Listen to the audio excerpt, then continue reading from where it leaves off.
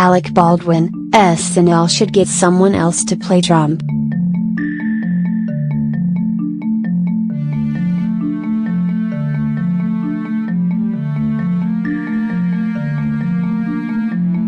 Was this past weekend's Saturday Night Live season finale the last time we'll see Alec Baldwin as Donald Trump?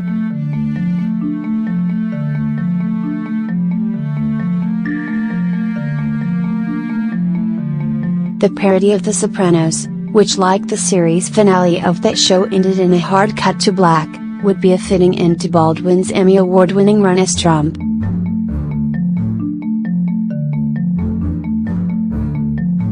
The implication was that the president got whacked by Robert De Niro's Robert Mueller, a fate that could well befall the real president before SNL returns for its 44th season this fall. During an appearance on Live with Kelly and Ryan on Friday morning, Baldwin officially replied no comment when presented with the rumors that he might be done.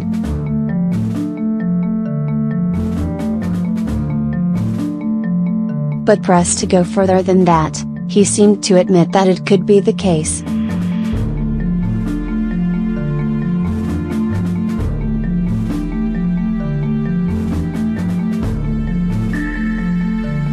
It does crash every weekend you have with your kids, Baldwin, who has 4 young children with wife Hilaria, said.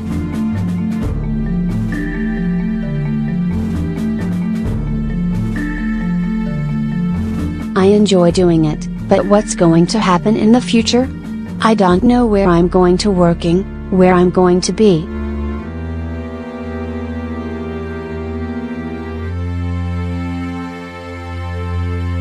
Baldwin said that The Sopranos ending could be foreshadowing, but who knows what's going to happen, if I do it again or don't do it again.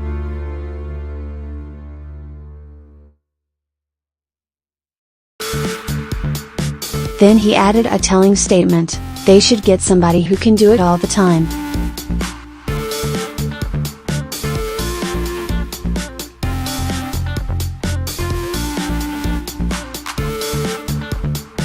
Dating back to 2008, when Lorne Michaels brought in Tina Fey as an outside ringer for Sarah Palin, SNL has increasingly relied on big celebrity cameos to play major political figures.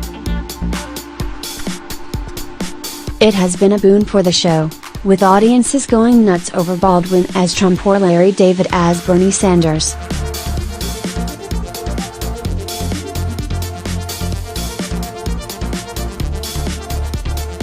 But even as De Niro's Mueller and Ben Stiller's Michael Cohen returned for this past week's cold open, Fey, who was hosting the show, mocked the trend during her monologue.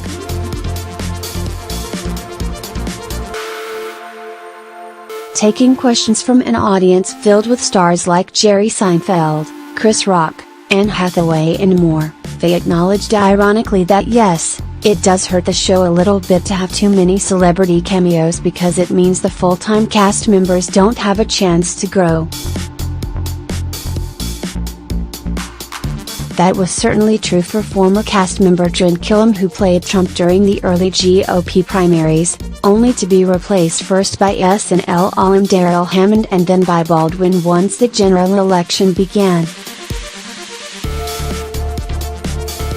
Appearing on a live taping of the progressive podcast Pod Save America at Radio City Music Hall this week, former SNL writer Seth Meyers said Baldwin's impression was a perfect impression for if Trump lost.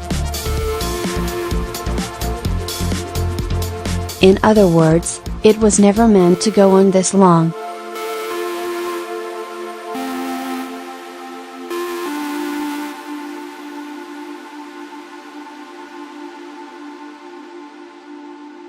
And despite the wide acclaim and adoration he has received for an impression that has not exactly aged well, Baldwin himself has never seemed entirely comfortable with his role as America's Trump impersonator. On Election Day 2016, as he prepared for a Hillary Clinton victory, Baldwin said in an interview that he hoped he would never have to play Trump again.